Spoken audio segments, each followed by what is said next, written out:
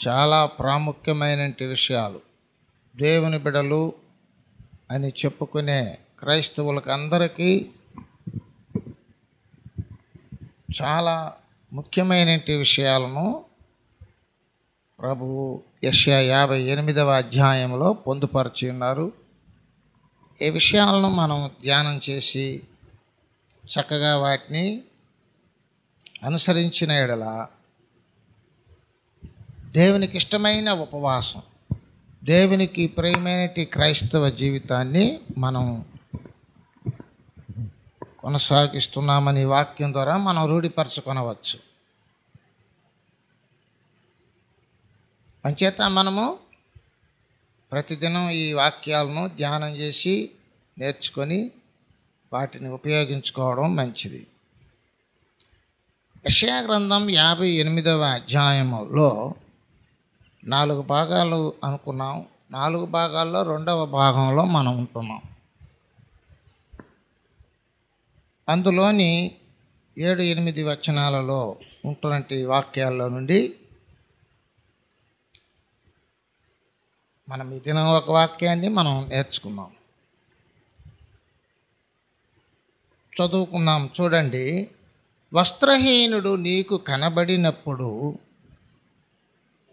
వానికి వస్త్రములిచ్చుటయు ఇదియే కదా నాకు ఇష్టమైన ఉపవాసము. వస్త్రహీనుడు కనబడినప్పుడు, నీ కంటికి కనిపించినాడంటే వెంటనే దానిని నువ్వు స్పందించడం అన్నమాట. దేవుడు నీ దృష్టిలోనికి ప్రతి వాటిని తీసుకొని వస్తూ ఉంటాడు.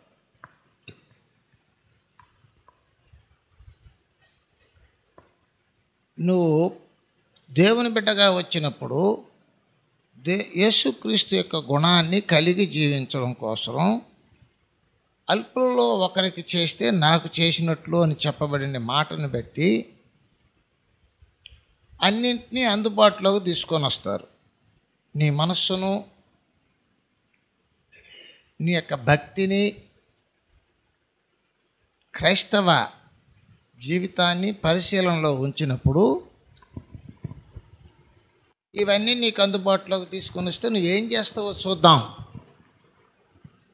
నువ్వు ప్రభు గుణం కలిగి ఉన్నావా, లేదంటే కఠినంగా ఉన్నావా, దయ కలిగి ఉన్నావా, కరుణ కలిగి ఉన్నావా,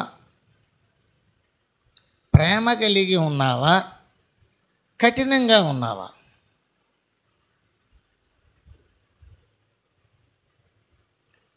నీవు దేవుని రాజ్యం వెళ్ళాలంటే ప్రభు గుణం కలిగి ఉండాలి. నీవు ఉపవాస ప్రార్థన విన్నపాలు నెరవేర్చుకోవాలి అంటే ప్రభు గుణం ఎలా ఉందో ఆ గుణాలను బట్టి నడుచుకోమంటున్నాడు. అలా నడుచుకో, నా గుణం నీకు వస్తుంది, అప్పుడు నన్ను అడుగు, నేను నీకు ఇస్తాను అన్నట్టుగా యెషయా 58వ అధ్యాయంలో ఉపవాస ప్రార్థనలు చేస్తూ పొరపాటుతో జీవిస్తున్న వ్యక్తులను గురించి మాట్లాడుతూ, మీరు ఇవన్నీ విడిచిపెట్టండి, నేను చెప్పిన వాటిని చేయండి, అప్పుడు ప్రార్థన చేయండి, నాకు ఇష్టమైన ఉపవాసం అంటున్నారు. అందులో మనం చాలా విషయాలు నేర్చుకుంటూ వచ్చాం. ఈరోజు మనకు చెప్పబడుతున్న మాట, వస్త్రహీనుడు నీకు కనబడినప్పుడు వానికి వస్త్రములిచ్చుటయు ఇదియే కదా నాకు ఇష్టమైన ఉపవాసం. దేవునికి ఇష్టమైన ఉపవాసం చేయడం అనేది మన యొక్క బాధ్యత అన్నది. నీవు ఏదైనా పొందాలి అనుకుంటే ఆయన చిత్తానుసారముగా నడుచుకోవాలి, ఆయన ఆజ్ఞను అనుసరించాలి, ఆయన దృష్టికి ఇష్టమైనవి చేయాలి. హల్లెలూయా. ఒకసారి 1 యోహాను పత్రిక 3వ అధ్యాయము 22వ వచనం చదువుదాం. మరియు మనం ఆయన ఆజ్ఞలను గైకొనుచు ఆయన దృష్టికి ఇష్టమైనవి చేయుచున్నాము గనుక మనము ఏమి అడిగినను అది ఆయన వలన మనకు దొరుకును. హల్లెలూయా. ఆయన దృష్టికి ఇష్టమైనవి చేయాలి. ఆయన చూచేటప్పుడు ఆయనకిష్టమైన పనులు మనం చేసి ఉండాలి. అప్పుడు నీవు చేసే ప్రార్థనను ఆయన వింటాడు. కొంతమంది దేవుని బిడ్డలు దేవునికి ఇష్టమైన రీతిలో జీవించరు. తమకిష్టమైన రీతిలో జీవించి కొంత సౌకర్యాన్ని సంపాదించుకొని మరలా ప్రభువులో కొనసాగుతూ ఉంటారు. అలాంటి వారిని ఆయన కనిపెట్టి వారికి తగిన ప్రతిఫలం ఇవ్వడానికి సమర్థుడు. వారి ఇష్టానుసారంగా జీవించి శరీర సంబంధమైన అవసరతల కొరకు తగిన సౌకర్యాన్ని సంపాదించుకొని దేవుని మందిరానికి వెళ్ళి దేవుని బిడ్డలతో సహా కలిసి వాళ్ళు కూడా ఉపవాసాలు చేయడం, దేవుని ఆరాధించడం, దేవుని పనులకు కానుకలు ఇవ్వడం, ఇలాగంతా చేస్తూ ఉంటారు. అవన్నీ చేస్తున్న సంఘస్థులు, సంఘంలో ఉన్నవాళ్ళు, సేవకులు, వాళ్ళకి తెలియదు కదా, వాళ్ళు కూడా సామాన్యమైన మనుషులు. వాళ్ళు సరే మంచి భక్తి ఉన్నారు, భక్తి కలిగి ఉన్నారు అని అనుకొని వాటిని తీసుకొని పరిచర్యలో ఉపయోగించుకుంటూ చేస్తుంటారు. కానీ దేవుని దృష్టికి ఇష్టమైనవి చేయకుండా వీటితోనే తమ భక్తిని, తమ ఉపవాస ప్రార్థనలను, తమ ఆరాధనను, క్రైస్తవ జీవితాన్ని వీటికే పరిమితం చేసుకొని బ్రతకడం వల్ల వారికి అవసరమైన సమయంలో దేవుడు వాళ్ళని చూస్తాడు. నీవు నా దృష్టికి ఇష్టమైనవి చేయలేదు, నీకు ఇష్టమైనవి చేసుకున్నావు, నీకు నచ్చినట్టుగా నువ్వు చేసుకున్నావు. నేను ఈ వాక్య ప్రకారంగా నేను నీకు చెప్పాను, నువ్వు దాన్ని నడుచుకోలేదు. ఆ వాక్య ప్రకారంగా చెప్పాను, నువ్వు వినలేదు, నీకు ఇష్టంగా పోయావు అని నీ ప్రార్థనను త్రోసివేసే ప్రమాదం ఉంటుంది. అందుచేత దేవుని దృష్టికి ఇష్టమైనవి చేయాలి. అది ఏమిటంటే ఈ దినపు వాక్యంలో దిక్కుమాలిన వారికి వారు నీకు కనబడినప్పుడు వారికి ఏం చేయాలంట? వస్త్రములు ఇచ్చుటయు ఇదే కదా నాకు ఇష్టమైన ఉపవాసం. అది ఆయనకి ఇష్టం. ఏది? దిక్కులేని వారికి, వస్త్రహీనులకు, వస్త్రాలు లేని వారికి, బట్టలు లేని వారికి, పేదవారికి నువ్వు సహాయపడే మనసు నీలో ఉండాలి అనుకుంటావు. నీకు ఇప్పుడు అవసరమనే కదా దేవుని దగ్గరకు వచ్చావు. ఇప్పుడు నీ అవసరం తీర్చాలంటే నీ అవసరం ఎటువంటిదో ఇంకొకరి అవసరాలు నువ్వు గుర్తిస్తే అప్పుడు నీ అవసరాన్ని నేను గుర్తిస్తాను. నేను చెప్పిన పని చేసిరా, అప్పుడు నేను నీకు ఇస్తాను. అలా కాకుండా ఉంటే అది నాకు అనుకూలమైన ఉపవాసం కాదు. నువ్వు ఊరకే ఆహారం తీసుకోక ఒక గదిలో ఉండి ప్రార్థన చేసి వచ్చి నేను ఉపవాస ప్రార్థన చేసినని చెప్పుకుంటే ప్రతి క్రైస్తవుడు దేవుని దృష్టికి ఇష్టమైనవి చేయాలి. ఎంతవరకు నీకు సాధ్యమో, ఎంతవరకు నీ వల్ల అవుతుందో అంతవరకు చేసుకుంటే నీకు ప్రయోజనం. దీనికి కండిషన్స్ లేవు. వాక్యం చెప్పబడిందే, వాక్యమే నీకు కండిషన్. నేను పెట్టుకునే కండిషన్స్, పద్ధతులు ఆడ పనిచేయవు. దేవుని వాక్యమే మనకు కండిషన్. వాటిని పెట్టుకొని వాటి ప్రకారం చేసుకోగలగాలి. నువ్వు ఎంత ఏడ్చి ప్రార్థన చేసినా, మొత్తుకొని ప్రార్థన చేసినా, సింపుల్గా ప్రార్థన చేసినా నీకు అర్హత కలిగి నువ్వు ప్రార్థన చేయగలగాలి. ఈ అర్హతలలో ఇక్కడ చెప్పబడుతున్నది ఏంటంటే, వస్త్రహీనుడు నీకు కనబడినప్పుడు నీకు వానికి వస్త్రములు ఇవ్వు. నా దృష్టికి ఇష్టంగా ఉంది, అది నాకు ఇష్టమైనది.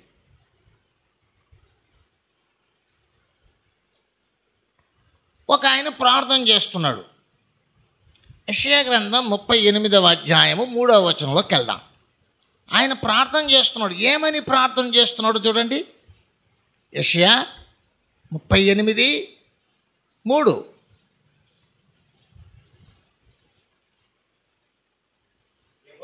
యెహోవా యథార్థమైన హృదయముతో వాక్యానుసారముగా నీ యొక్క సన్నిధిలో నేనెట్లు నడుచుకున్నానో నీ దృష్టికి అనుకూలముగా సమస్తమును నేనెట్లు జరిగించుతునో కృపతో జ్ఞాపకం చేసుకోమని హిజ్కియా కన్నీళ్లు విడుచుచు ప్రార్థింపగా. హల్లెలూయా, హల్లెలూయా. రాజే ఏడ్చి ప్రార్థన చేస్తున్నాడు. ఆయనకు రోగం వచ్చేసింది. కన్నీళ్లు విడిచి దేవుని దగ్గర ప్రార్థన చేస్తున్నాడు. కొంతమందికి ఎంత దరిద్రం అనిపిస్తున్నా, ఎంత బాధలో ఉన్నా, ఎంత వ్యాధిలో ఉన్నా, ఎంత పాపంలో ఉన్నా ఆ నొప్పి వాళ్ళకి తెలియదు అన్నమాట. దేవుని దగ్గరికి వెళ్ళి ప్రార్థించితే ఆయన మనల్ని క్షమిస్తాడు, స్వస్థపరుస్తాడు, మన అవసరతలను తీర్చగలిగే సమర్థుడు అన్న సత్యం వాళ్ళకి తెలియదు. కాబట్టి ఆయన దగ్గరికి వెళ్ళి ఏడవరు, మనుషుల దగ్గర ఏడుస్తారు. మనుషుల దగ్గర ఏడుస్తారంటే ఏదైనా దొరుకుతుందని, లేదా వాళ్ళు ఏదైనా సలహా ఇస్తారని, ఏదైనా సహాయపడతారని. అన్ని రకాలుగా సహాయపడే దేవుణ్ణి విడిచిపెట్టి మనుషుల దగ్గరికి వెళ్ళి బాధపడుతూ ఉంటారు. హల్లెలూయా. నువ్వు మనుషులకు చెప్పుకోవాలన్నా చెప్పుకో, కానీ అన్నిటికన్నా ముందుగా దేవునికి చెప్పుకో. మనిషి హృదయాన్ని తిప్పేది దేవుడే. వాళ్ళు కొంతమంది కఠినం చేసుకుంటారు హృదయాలను. నువ్వు అడిగినావనుకో, వాళ్ళ దగ్గర ఉన్నా కూడా కఠినం చేసుకుంటారు, ఎవరు నీకు సహాయపడరు. అదే దేవునికి చెప్పావనుకో, ఎంత కఠినమైన వ్యక్తి హృదయాన్ని కూడా నీకు అనుకూలంగా తిప్పుతాడు. ఆయన హృదయాలు తిప్పే దేవుడు. అంచేత దేవుని దగ్గరికి వెళ్ళి ఏడవరు, ప్రార్థన చేయరు. ఎందుకు ఏడవరు, ఎందుకు ప్రార్థన చేయరు అంటే విషయం ఏం తెలిసిన, ఆయన ఏం చెప్పాడు చదువు. ఆ యెషయా గ్రంథంలో హిజ్కియా రాజు ఏమని ప్రార్థన చేస్తున్నాడు. యెహోవా,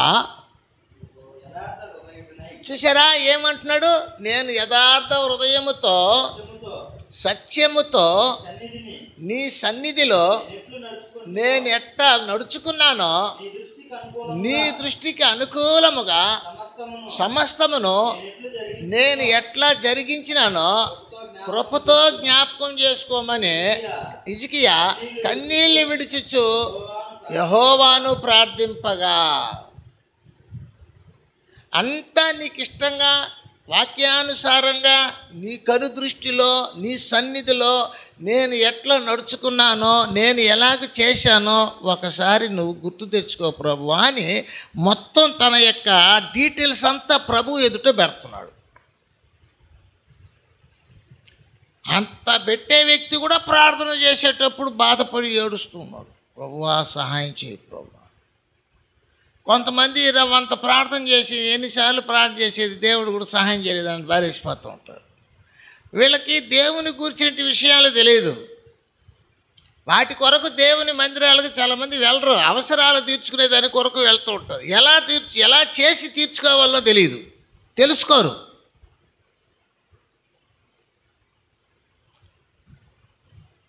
ఒక విడ్డూరమైన విషయం చూడండి. లోకంలో పడి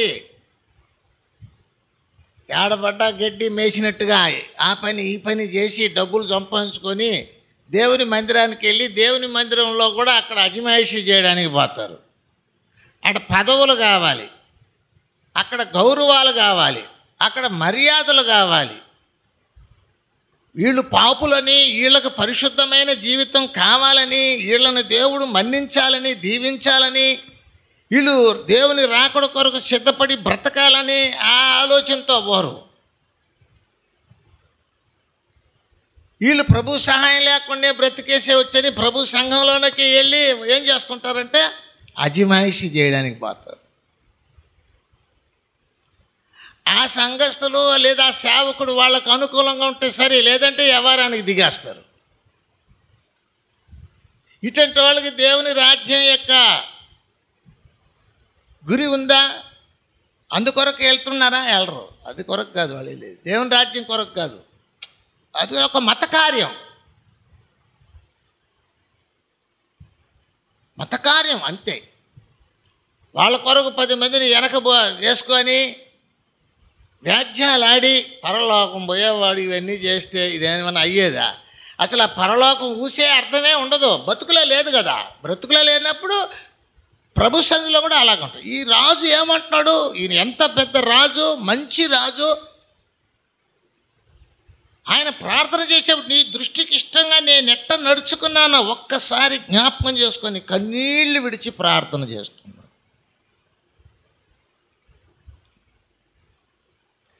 కొంతమంది కన్నీళ్ళు విడుస్తారు. దేనికి? మా ఇంట్లో ఆయన కొట్టేస్తున్నాడు, చెప్పిన మాటలే వినడం లేదు, నేను ఎంత బాధపడుతున్నాను, ఇవి చెప్తుంటారు. అది శరీర సంబంధమైనది.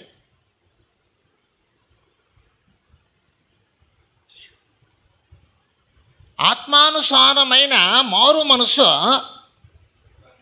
దుఃఖాన్ని పుట్టించదంట. హల్లెలూయా. అది హృదయంలోనే వేదన పడుతుంది. దేవుని దగ్గర చెప్పుకుంటుంది. కొంతమంది యాక్షన్ చేస్తుంటారు, పోతుంటారు, ఏడుస్తుంటారు.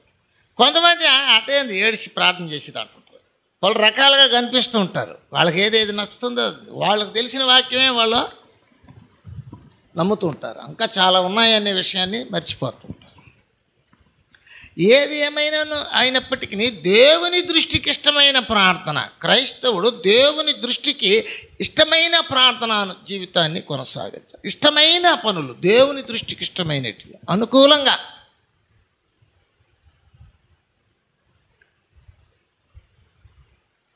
అలా చేయమని యెషయా గ్రంథం 58వ అధ్యాయంలో యాకోబు ఇంటి వారితో మాట్లాడుతున్నాడు.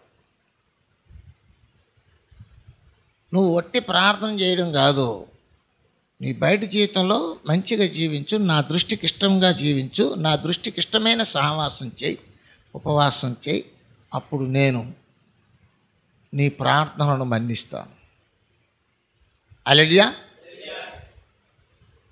కష్టాలు ఉంటే ఏం చేయాలి?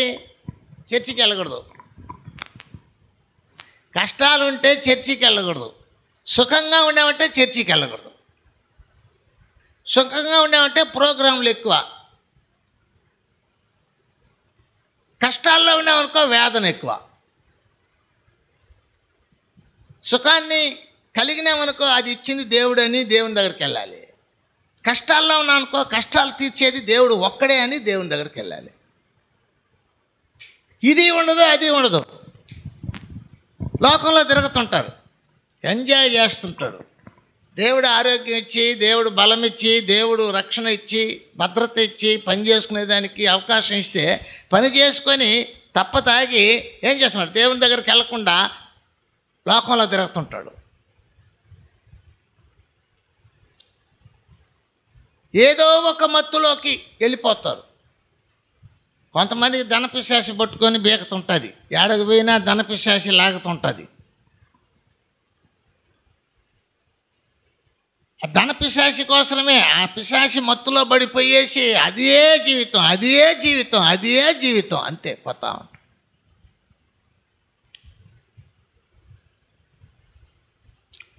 అది వాళ్ళని వదలదు. ఎందుకంటే వాళ్ళు దానికి ఇష్టంగా ఉన్నారు. వాళ్ళు దాని దృష్టికి ఇష్టంగా ఉన్నారు. మళ్ళీ వెళ్ళి ప్రభు దగ్గరికి వస్తే నేను చెప్పింది పోయి చెయ్యి అంటాడు. అది చేయడం వాళ్ళ వల్ల కాదు, చేత కాదు వాళ్ళకి. మాటలైతే లోకంలో మాటలైతే నేర్చుకుంటారు, కానీ ప్రభు దగ్గర మాటలు నేర్చుకోలేరు. బూతులు మాట్లాడమనో నిమిషంలో వచ్చేస్తుంది, కానీ మాటలు మాట్లాడమను, అబద్ధాలు మాట్లాడమను, కొండేలు చెప్పమను, చాడీలు చెప్పమను,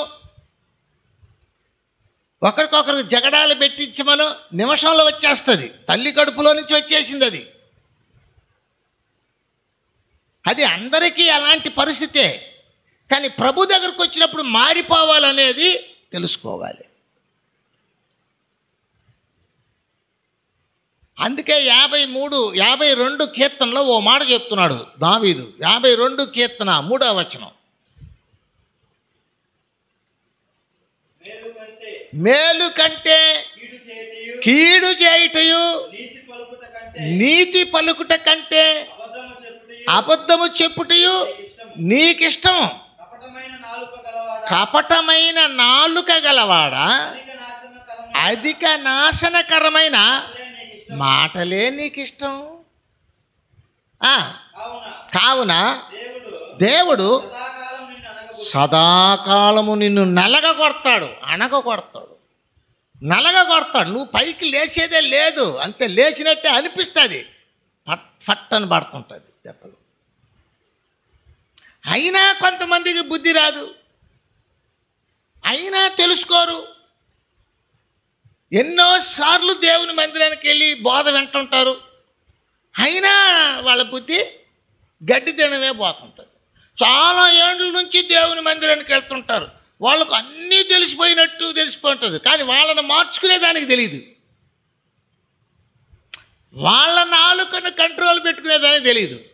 వాళ్ళను వాళ్ళు దేవునికి దృష్టికి అనుకూలంగా జీవింపజేసుకునేదానికి చేతరాదు.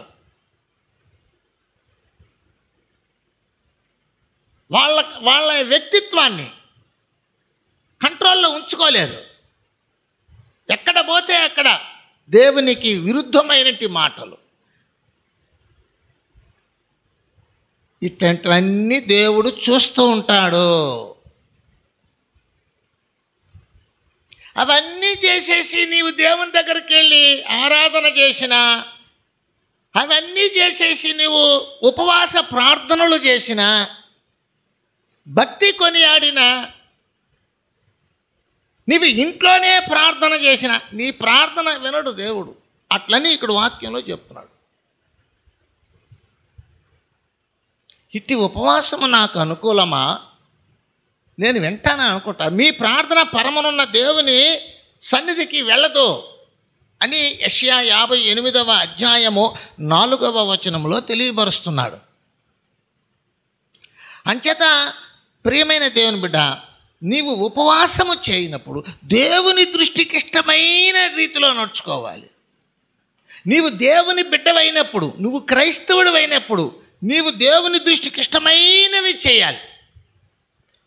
కేవలము ఉపవాసం ఉండేవాళ్ళే, నేను లేదు ఉపవాసం, నేను ఉపవాసం లేదు, నేను ఉపవాసం లేదంటే అప్పుడు నీ ఇష్టంగా జీవించవచ్చా, నీ ఇష్టంగా నువ్వు మాట్లాడవచ్చా, నీ ఇష్టంగా నువ్వు నడుచుకోవచ్చా?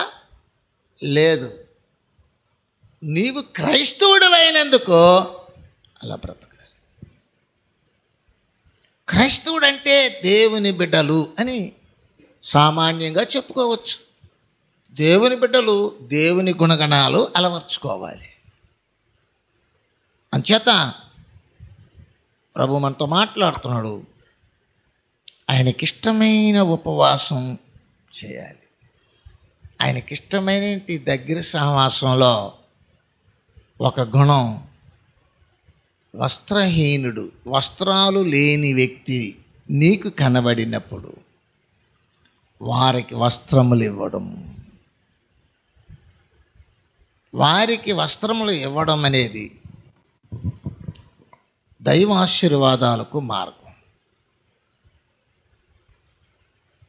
రాబోయే దినంలో ఇలా జరగబోతుంది తీర్పు అని చెప్పి మత్తయి సువార్త 25వ అధ్యాయంలో ప్రభువు ఉపమానం చెప్పారు. గొర్రెలను మేకలను వేరుపరిచినట్లుగా ఆయన నీతిమంతులను పాపులను వేరుపరుస్తాడంట. ఆ పాపులతో చెప్తాడంట, నేను వస్త్రహీనుడినై ఉన్నప్పుడు నీవు నాకు వస్త్రములు ఇవ్వలేదే. హల్లెలూయా. ఒకసారి చూద్దాం 36వ వచనం. పెట్టితిరి, దప్పిక గొంటిని, దాహమిచ్చితిరి, తెచ్చుకొంటిరి, నేను దిగంబరినై ఇంటిని, బట్టలు ఇచ్చితిరి అని నీతిమంతులతో చెప్తున్నాడు. హల్లెలూయా. పాపులతో ఏమంటున్నా తెలిసిన, నేను దిగంబరినై ఇంటిని, మీరు నాకు బట్టలు ఇవ్వలేదే. అయ్యా యేసయ్యా, నువ్వు ఎప్పుడొచ్చావు, నీవు ఎప్పుడొచ్చావు, ఎప్పుడు నాకు కనబడ్డావు, నీవు వస్త్రము లేకుండా ఎప్పుడు నా దృష్టిలో కనబడ్డావు, నేను ఎప్పుడు నీకు వస్త్రాలు ఇవ్వకపోయినాను?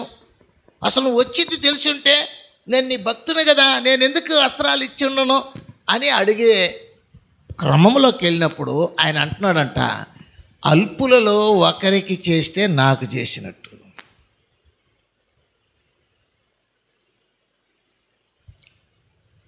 ఇలా చెయ్యని వాళ్ళందరినీ పాపులుగా తీర్మానం చేసి వాళ్ళని ఏం చేస్తున్నట్ట, ఆరని అగ్నిలో వేయడం జరుగుతుంది.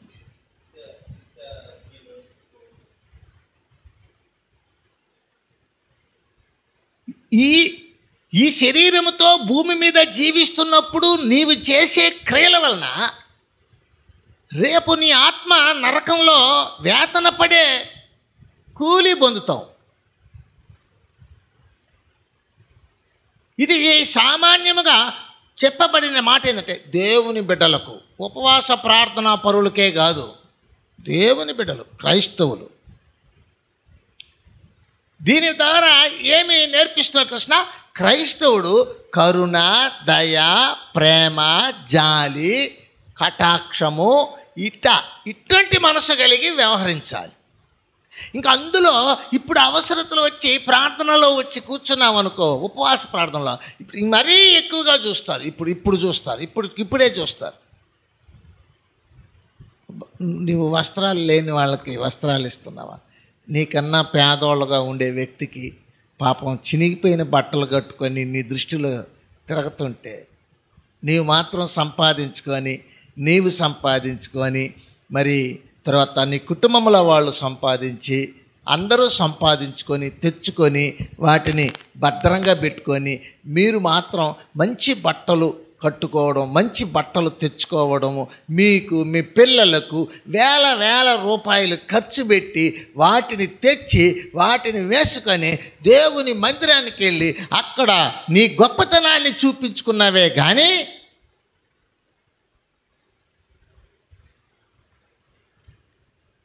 చినిగిపోయిన బట్టలతో ఇబ్బందులు పడుతున్న వారి మీద నీకు జాలి ఉందా? నీకు దయ ఉందా? నేను నీకు శరీరాన్ని ఇచ్చి, ప్రాణమిచ్చి, ఆరోగ్యమిచ్చి, బలమిచ్చి, పని ఇచ్చి, నేను అన్నీ ఇచ్చి నువ్వు సంపాదించుకున్నావు. నేను ఇచ్చినప్పుడు నువ్వు సంపాదించుకున్నావు. సంపాదించుకున్న తర్వాత ఇదిగో వాళ్లకు కొంత చెయ్యయ్యా అంటే నువ్వు చేయలేకపోతున్నావే. నీకు దయ లేదు, కరుణ లేదే, నీకు స్వార్థం వచ్చేసిందే. నువ్వు సంపాదించుకున్న తర్వాత నీకు స్వార్థం వచ్చేసిందే.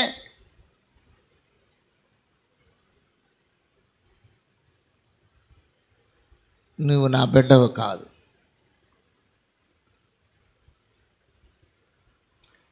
ఇది ఎక్కువగా జరిగిపోతున్నాయి ఈ కాలంలో.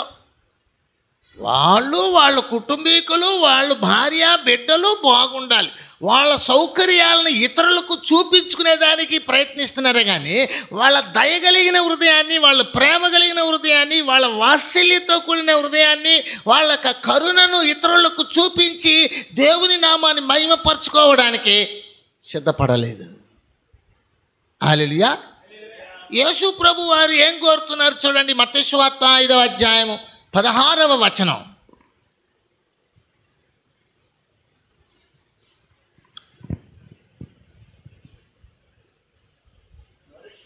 మనుషులు మీ సత్క్రియలను చూచి పరలోకమందున్న మీ తండ్రిని మహిమపరచుట, వారి ఎదుట మీ వెలుగు ప్రకాశించండి. నీవు అలాగ చేస్తే దేవుని బిడ్డల వాళ్ళు, దేవుడు వాళ్ళని ఆశీర్వదించాలి. వాళ్ళు మాకు సహాయం చేశారు, దేవా వాళ్ళని బాగా దీవించు ప్రభువా అని వీళ్ళు ప్రార్థన చేయాలంట దేవునికి.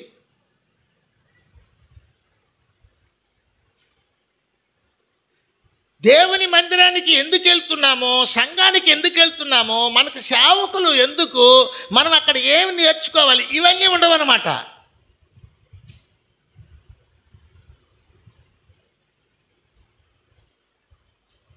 అవన్నీ ఉండవు. డిమాండ్ చేస్తుంటారు. ఇప్పుడు విశ్వాసులకి డిమాండ్ ఎక్కువైపోయింది. విశ్వాసులకి ఏమి ట్రాన్స్ఫర్ చేసేస్తా ఏమనుకున్నావు, చూసారా, ట్రాన్స్ఫర్ చేసేస్తారంట. ఇంత లోపల ఈడే ట్రాన్స్ఫర్ అయిపోతే లోకంలో నుంచే.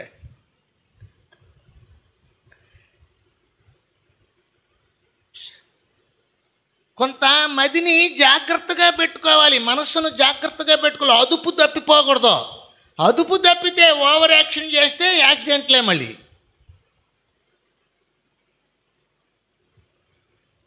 ప్రాకారము లేకుండా పాడైపోయే పురమయంతో తన మనస్సును అణుచుకొనలేనివాడు అంతే.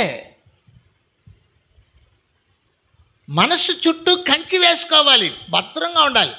దావీదు అన్నాడు, దేవా నా నాలుకకు నా నోటికి కాపు పెట్టు. నేను తొందరపడి ఏదన్నా మాట్లాడేస్తేనేమో నా నోటికి కాపు పెట్టు.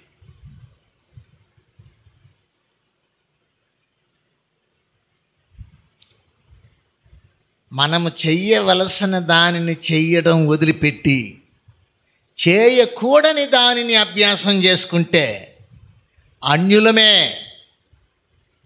మనము క్రైస్తవులమే అయినప్పటికీ మన ప్రవర్తన అన్యుల ప్రవర్తనతో కలిసిపోతుంది.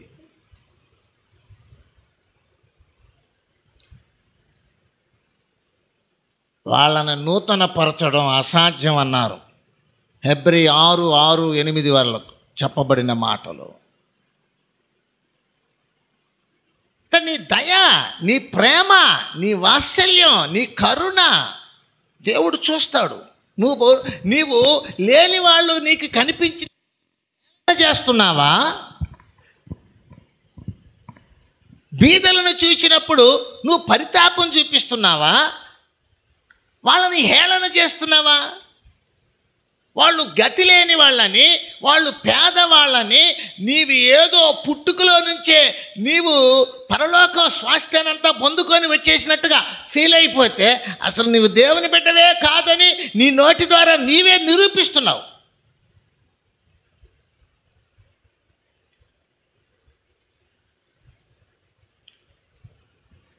అవన్నీ దేవుని దృష్టిలో పడుతున్నాయని గుర్తుంచుకోవాలి. ఈ వాక్య భాగంలో చెప్పారు, యాకోబు ఇంటి వారి పాపమును గూర్చి వారికి తెలియజేయడి అన్నాడు. హల్లెలూయా. యాకోబు ఇంటి వారంటే సంఘస్థులని అర్థం, దేవుని బిడ్డలని అర్థం, క్రైస్తవులని అర్థం. ఏమిటి వాళ్ళు పొరపాట్లు అంటే నామకార్థపు మతకార్యపు ఉపవాస ప్రార్థనలు. దేవుడు నచ్చే ఉపవాస ప్రార్థనలు కాదు. దేవుడు నచ్చాలంటే నీ దగ్గర ఉన్న దాంట్లోంచి పేదలకి నువ్వు సహాయపడాలి. పేదలంటే అంత ఇంట్రెస్ట్ దేవునికి. నీకు నచ్చదు పేదలంటే. నీవు ఎద్దేవా చేస్తావు, హేళన చేస్తావు, నీకు కలిగిన దాన్ని గర్వంగా చెప్పుకుంటావు. నీ బుద్ధి దేవునికి విరుద్ధంగా కనిపిస్తుంది.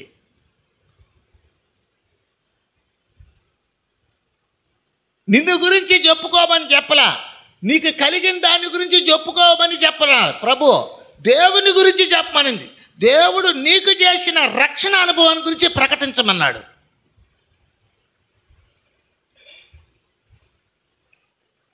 ఒక ఆయన ధనవంతుడు పోయాడంట, నిత్య జీవానికి పోవాలంటే నేనేం చేయాలి అని. నేను ఉపవాసం ఉన్నాను, దశం భాగాలు ఇస్తున్నాను, చర్చికి కరెక్ట్గా పోతున్నాను, ఇవన్నీ చెప్పుకుంటూ వచ్చినాడంట. ప్రభు నవ్వేసి ఇంకొంత ఎక్కువగా ప్రేమించి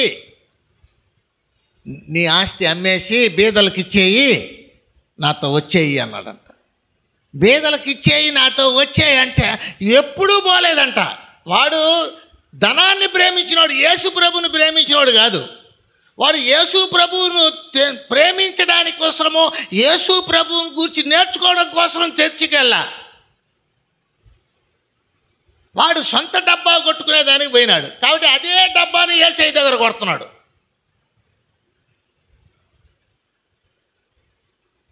ఒకడు ప్రార్థన చేయడానికి పోయాడంట చర్చిలోకి.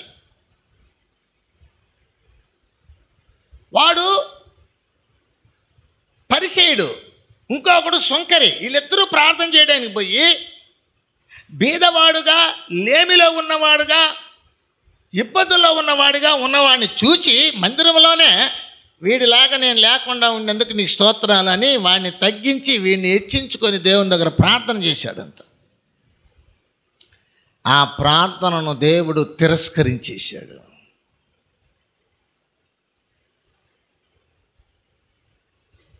చూసారా?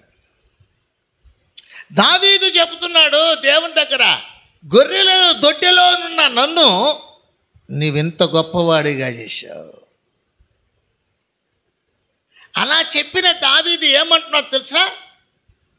షీబా అనబడే వ్యక్తితో చెప్తున్నాడు, షీబా, సౌలు ఇంటి వారిలో నేను ఉపకారం చేసేదానికి దేవుడు నాకు దయ చూపినట్లుగా నేను ఇంకొకరికి ఉపకారం చేయడానికి సౌలు ఇంటి వారిలో ఎవరైనా శేషించిన వారు ఉన్నారా? ఉండారు ప్రభువా, కుంటోడు ఉన్నాడు అని. 2 కాళ్ళు కుంటోడు వాడిని పిలుచుకొని వచ్చి వాడికి సహాయం చేశాడు. దావీదు తను ఏ స్థితిలో ఉన్నాడు మొదట్లో అనే దాన్ని ఒప్పుకుంటున్నాడు దేవుని దగ్గర. ఉన్నత స్థితికి వచ్చిన తర్వాత ఆ పేదవాడిగా ఉన్న వ్యక్తిని, కొంటి కాళ్ళు కలిగిన వ్యక్తిని హేళన చేయడంలా, నేను ఎవరికైనా సహాయం చేయడానికి ఎవరైనా ఉన్నారా?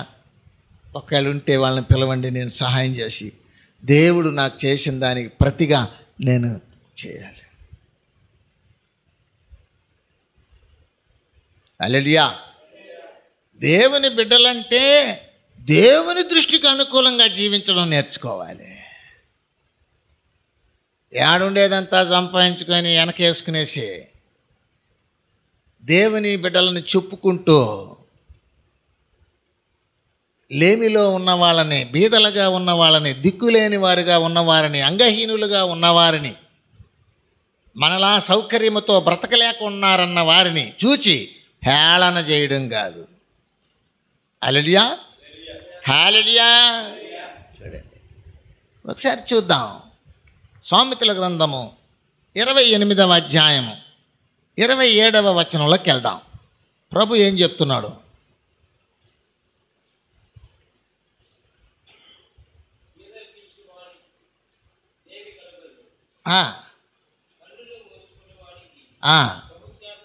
హల్లెలూయా. బీదలకిచ్చువానికి లేమి కలుగదు, కన్నులు మూసుకున్న వానికి శాపములే కలుగుతుంది. అసలు ఆ బైబిల్ అలా ఉందని కొంతమందికి తెలియదు. బీదవాడు అంటే చాలు, వాడికి ఏమడదు, వాడికి గతి లేదు. అలా మాట్లాడడం శాపం అంట. అలా మాట్లాడడం శాపం అని బైబిల్ గ్రంథంలో చెబుతున్నారు. అలా మాట్లాడకూడదు. నీకుందా మంచిగా ఉండు, దేవునికి స్తోత్రాలు చెప్పు. నీకు లేదా మంచిగా ఉండు, దేవుని మనవి చేసుకో. లేనివాడు ఉన్నవాడిని చూసి అసూయ పడకూడదు, ఉన్నవాడు లేనివాడిని చూసి హేళన చేయకూడదు. శాపాలకు కారణాలు అవి. మళ్ళీ చదువు ఆ మాట. బీదలకిచ్చువానికి లేమి కలుగదు, కన్నులు మూసుకొని వానికి బహుశాపములు కలుగును. హల్లెలూయా. ఇప్పుడు యోబు గారు ఏమంటున్నాడండి? యోబు 31:18లో, యోబు 31:18 అంటున్నాడు, ఆయన కళ్ళు మూసుకోలేదంట. ఆయన మంచి ధనవంతుడు, బాగా గొప్ప ఉన్నతమైన ధనవంతుడు ఆయన. ఆ ఊజు దేశంలో ఆయనకు మించిన వాళ్ళు లేదంట. అంతగా వర్ణించి రాయబడి ఉన్నది. ఎవడైనను వస్త్రహీనుడై నేను చూడగను, లేకపోవుట నేను చూడగను, వారి దేహములు పోయిన ఎడలను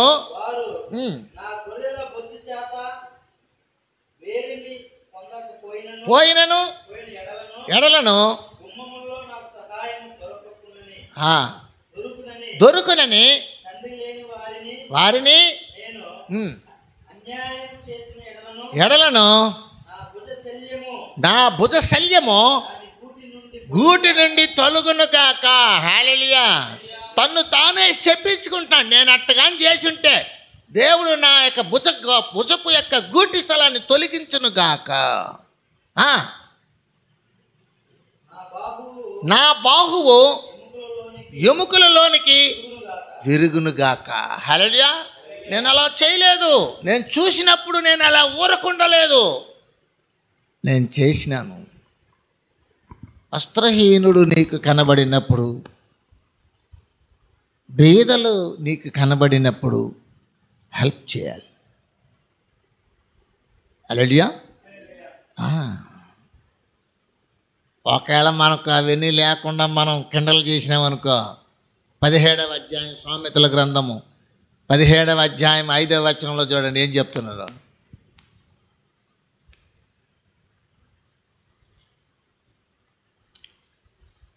సామెతలు 17:5.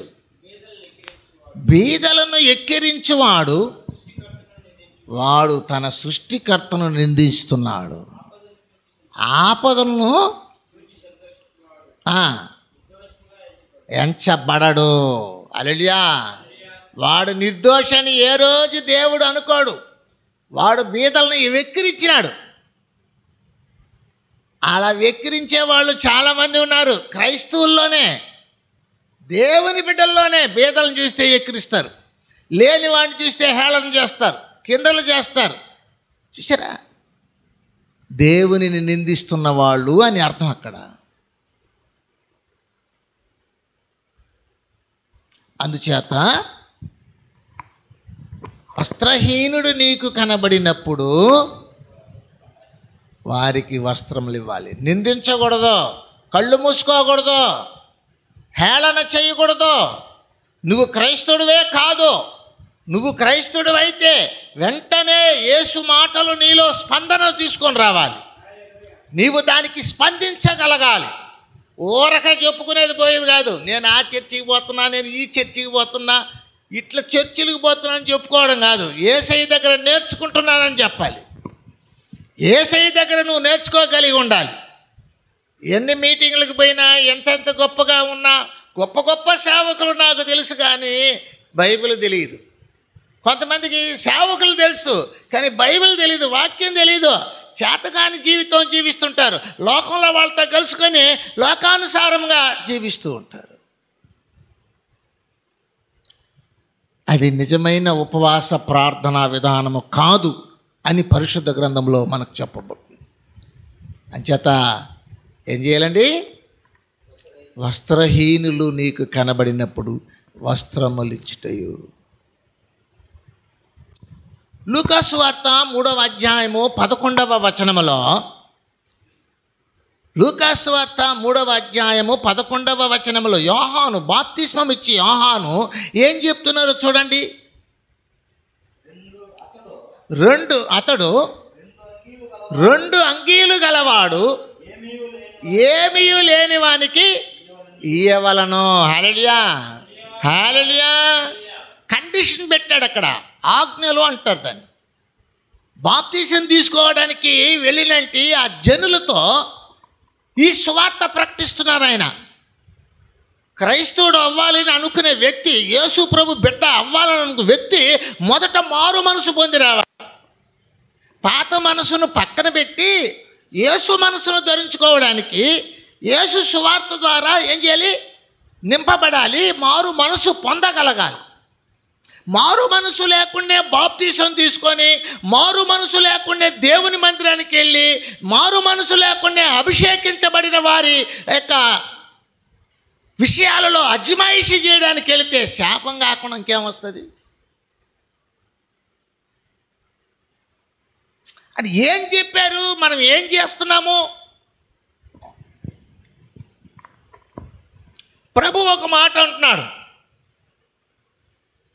ప్రభువు కన్నా మనము బలవంతులమా?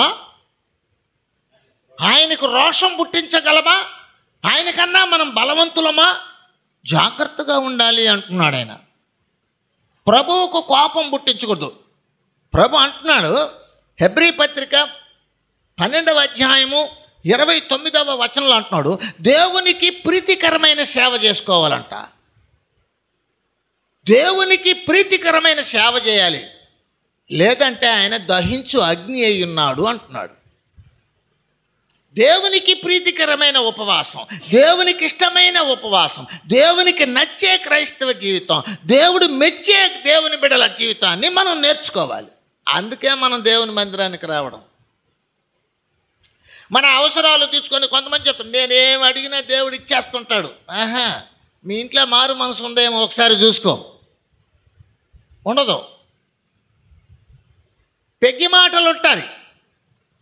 పెగ్గి మాటలతో ఎన్ని రోజులు మనుషుల్ని ఏమారుస్తావు? దేవుణ్ణి ఏమార్చలేము. మోసపోకుడి, దేవుడు వెక్కిరింపబడడు. మనుష్యుడు ఏమి విత్తుతాడో తిరిగి అదే కోస్తాడు. అంచేత 2 అంగీలు గలవాడు లేనివాడికి ఇవ్వాలి. హల్లెలూయా. 3వ అధ్యాయం 8వ వచనం చదువుదాం. మారు మనసునకు తగిన ఫలములు ఫలించుడి. హల్లెలూయా. 3వ అధ్యాయం 8వ వచనంలో ఏమన్నారంటే, బాప్తిస్మం ఇచ్చి యోహాను గారు మారు మనసునకు తగిన ఫలము ఫలించండి అన్నాడు. ఆ మారు మనసునకు తగిన ఫలములలో ఒక ఫలం ఏంటంటే, వస్త్రహీనులకు వస్త్రములు ఇచ్చుటయు. అంటే 2 అంగీలు గలవాడు లేనివాడికి దాన్ని ఏం చేయాలంట? ఇవ్వాలి. ఇది మారు మనసుకు తగిన ఫలములలో ఒక ఫలం. అక్కడ అలా చెప్పారు. 8వ వచనం అలా చెప్పి కింద లిస్ట్ ఇచ్చినాడు ఆయన. అలాగే ఆహారం లేని వానికి ఆహారం ఇవ్వాలి. హల్లెలూయా. అప్పుడు వెంటనే భటులు వచ్చినారు. భటులు వచ్చి, మేమేమి చేయాలి అంటే, మీ జీతంతో తృప్తి కలిగి లంచాలు తీసుకోబాకండి, ఎవరిని బాధ పెట్టించబాకండి అన్నాడు. అక్కడ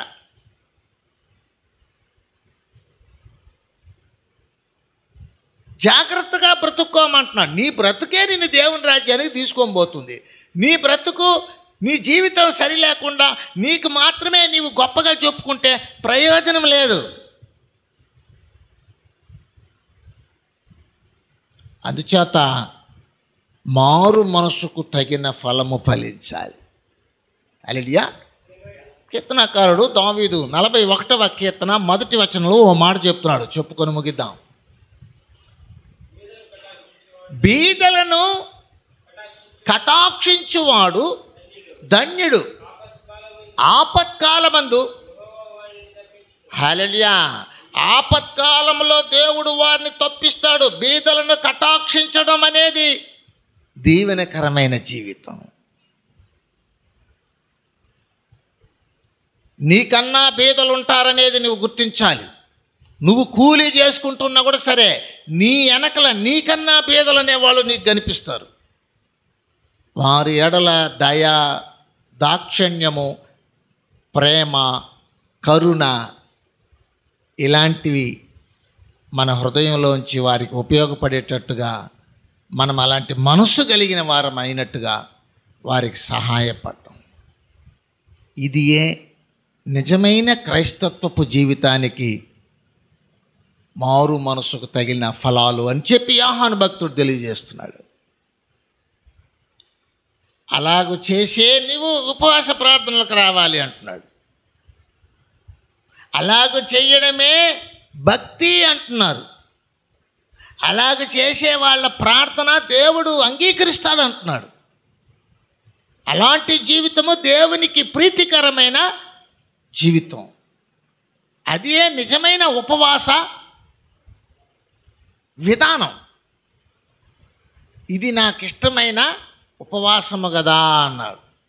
అంచేత గమనించాలి, మన యొక్క దృష్టికి ఎక్కడైనా కూడా బీదలు అవసరతలో ఉన్నప్పుడు, ఈ దినపు వాక్య ప్రకారం వస్త్రహీనులు కనబడినప్పుడు వస్త్రములు ఇచ్చి పుణ్యం సంపాదించుకోవాలి. మనమే కాదు, రకరకాలుగా మోడల్గా బ్రాండ్గా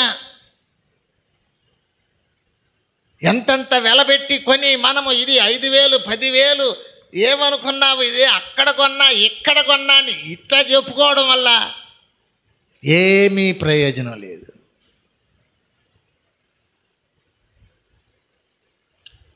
దేవుని మాటకు ఉపయోగపడడం, ఆపత్కాలంలో దేవుడు మనల్ని తప్పిస్తాడు. ఆపత్కాలం అనేది ప్రతి మనిషికి సంభవిస్తుంది. రాబోయే దినాల్లో చెప్పాడు యేసయ్య. వీటన్నిటి నుండి తప్పించుకోవడానికి మెలకువ కలిగి జాగ్రత్తగా ప్రార్థన చేయండి అన్నాడు. ప్రార్థన చేసేటప్పుడు ముందుగా వీటన్నిటిని చేసి పెట్టి చేయాలి. హిజ్కియాలాగా ప్రార్థన చేసేటప్పుడు ఇలాంటివన్నీ చేసి వచ్చి ప్రార్థన చేయన్నాడు యెషయా 58:9. అలా ప్రార్థన చేయడం నేర్చుకోవాలి. సంఘాల్లోకి వెళ్ళి వేళాకోళపు జీవితాలతో జీవించడం కాదు. సంఘాల్లోకి వెళ్ళి షో చూపించినట్టుగా చూపించుకొని రావడం కాదు. ఏమైనా నీ వలనైతే దేవుడు తెలియపరిచిన విధానమును అనుసరించి అవలంబించి చేసిన ఎడల నీవు జీవ మార్గంలో ఉండవనేది తెలుసుకుంటావు. అందుచేత ప్రభు వాక్యలో చెప్తున్నాడు, ప్రియ దేవుని బిడ్డ, ఉపవాసాలతో గడుపుతున్నావా? మంచిది. ప్రార్థన చేస్తున్నావా? మరీ మంచిది. అయితే యెషయా 58:7-8 ఉన్న విషయాలను నీవు దృష్టిలో పెట్టుకోవాలి. వాటిని చేయాలి. ముందు దేవుడు వాటిని చూస్తాడు. నేను వస్త్రహీనుడై ఉన్నప్పుడు నీవు నాకు వస్త్రములు ఇవ్వలేదు అంటున్నాడు. కొంతమంది తగిన దానికన్నా తక్కువ ఇచ్చి లేమిలో పడిపోయే వాళ్ళు ఉన్నారు. ఎక్కువ సామర్థ్యం, ఎక్కువ స్తోమత ఉంటుంది, కానీ పిచ్చాపాటిలాగా ఊరికే అట్ట ధర్మకార్యాల్లాగా అట్ట చేసేసి వాటిని గొప్పగా 10 మందిలో చెప్పుకొచ్చుకుంటారు. ఈ చేతిలో ఇచ్చిన కానుక ఆ చేతికి తెలియకూడదంట.